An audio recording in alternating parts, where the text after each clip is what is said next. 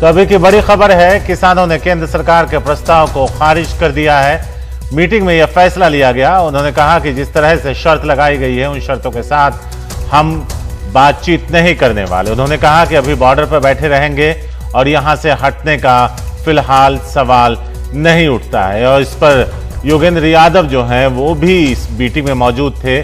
जो किसानों की 7 सदस्यीय कमेटी है, इसमें वो सदस्य हैं। गृह मंत्री अमित शाह ने कहा था कि आप लोगों से बातचीत की जाएगी। अगर आप बुराड़ी के मैदान में जाकर शिफ्ट होते हैं, बॉर्डर्स पर से हटते हैं, तो हम दूसरे दिन से बातचीत शुरू कर पाएंगे। लेकिन किसानों ने अपनी बैठक में इस बात पर साफ कर दिया है कि जो बातचीत होगी वो बिना शर्त होगी और जब तक उनकी मांगे नहीं मानी जाती तब तक वो वहीं बैठे रहेंगे। मेरे साथ योगेंद्र यादव हैं जो कि सिंघू बॉर्डर पर हैं। सर, किसानों की जो मीटिंग चल रही थी, क्या कुछ हुआ मीटिंग में, क्या निर्णय हुआ? पंजाब के 30 किसान संगठनों को अभी कल रात को एक चिट्ठी आई। कल शाम को गृह मंत्री अमित शाह जी ने एक बयान दिया था और लगभग उसी लाइंस के ऊपर गृह सचिव अजय भल्ला जी ने पंजाब के किसान संगठनों को कल रात को चिट्ठी लिखी, जिस पर आज सुबह पंजाब के 30 किसान संगठनों ने बैठ के विचार किया। वो चिट्ठी की 2 शर्त लगाती है। शर्त ये लगाती है कि आप पहले बॉर्डर खाली करो, वहां पे पहुंचो, बुराड़ी के अंदर पहुंचो और अपना जो धरना प्रदर्शन करना है बुराड़ी ग्राउंड के अंदर करो। उसके बाद हम बातचीत शुरू करेंगे। पंजाब के सभी किसान संगठनों ने एक राय से इस शर्तों वाले प्रस्ताव को रिजेक्ट कर दिया है, नामंजूर कर दिया है और बताया है हम अब यहाँ हैं, यहीं रहेंगे। आप जो किसानों की 7 मेंबरी कमेटी उसके मेंबर भी हैं, तो अब क्या जो किसान हैं वो दिल्ली के बॉर्डर पर बैठे रहेंगे? आगे क्या रणनीति है? किसान बातचीत के लिए खुले थे, खुले हैं, खुले रहेंगे, लेकिन सरकार शर्तें और लगा रही है। वो सरकार जिसने पहले किसानों को कहा कि तुम हरियाणा में नहीं घुस सकते, फिर कहा दिल्ली बॉर्डर की तरफ नहीं आ सकते, फिर कहा तुम यहाँ नहीं आ सकते, कहते हैं ना रस्सी जल गई मगर ऐंठ नहीं गई है। अभी भी सरकार समझती है कि वो शर्तें लगाएगी। आज भी प्रधानमंत्री अपनी मन की बात में वही सारा राग गा रहे हैं, किसानों के लिए ऐतिहासिक काम हो गया, द्वार खुल गए, सब बातें हो गई, तो फिर आप बात किस चीज़ की करोगी? ये बातचीत का दरवाजा नहीं है, ये तो किसानों को फंसाने के लिए है। पंजाब के किसानों ने समझा। अभी राष्ट्रीय समिति की बैठक भी होगी और इस प्रस्ताव को किसान नामंजूर करते हैं। तो बिल्कुल ये योगेंद्र यादव हैं, इनका कहना ये है कि किसानों की मीटिंग हुई और मीटिंग के बाद किसानों ने गृह मंत्री अमित शाह के प्रस्ताव को नामंजूर कर दिया है और अब वो दिल्ली के बॉर्डर्स पर बैठे रहेंगे। सिंघू बॉर्डर से कैमरामैन प्रेम सिंह के साथ मैं मुकेश सिंह, एनडीटीवी इंडिया। तो अभी आप योगेंद्र यादव को सुन रहे थे। उन्होंने कहा कि सरकार की रस्सी जल गई है लेकिन ऐंठन नहीं गई। उन्होंने कहा कि प्रधानमंत्री ने आज अपने मन की बात कार्यक्रम में कहा कि हमने ऐतिहासिक कदम उठाया है, किसानों की जिंदगी बदल जाएगी, जो किया किसानों के लिए किया। तो ऐसे में अब जब बातचीत ये करेंगे तो किस मुद्दे पर करेंगे?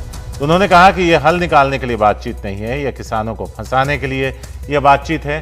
शर्त सरकार लगाती आई है और शर्तों के साथ हम उनसे कोई बात नहीं करेंगे। मुकेश है हमारे साथ। मुकेश, अभी हम योगेंद्र यादव का वो बातचीत दिखा रहे थे जो अभी आपने उनसे किया। अगर आप फिर से एक बार पूरा अपडेट दे पाए दर्शकों को।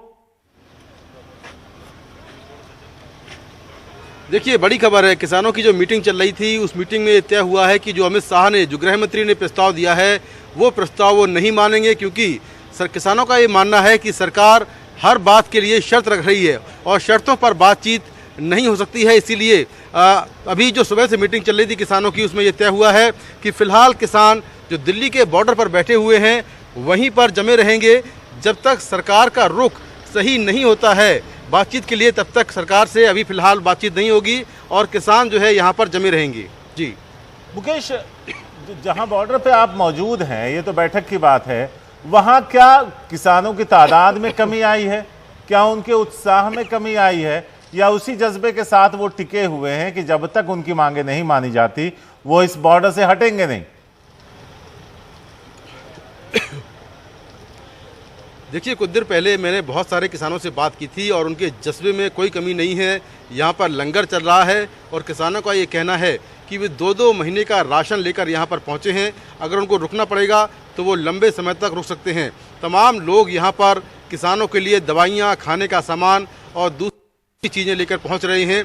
तो किसान फिलहाल दिल्ली के सिंघू बॉर्डर और टिकरी बॉर्डर पर जमे हुए हैं और हजारों की संख्या में किसानों के अलावा उनके ट्रैक्टर्स भी खड़े हुए हैं और दोनों रास्ते बंद हैं। तो फिलहाल अभी लगता नहीं है कि बहुत जल्दी कोई इस मसले का हल निकल पाएगा, क्योंकि सरकार अपनी शर्तों पर बातचीत करने को तैयार है, वहीं किसान जो है वो सरकार की शर्तों को मानने को तैयार नहीं है।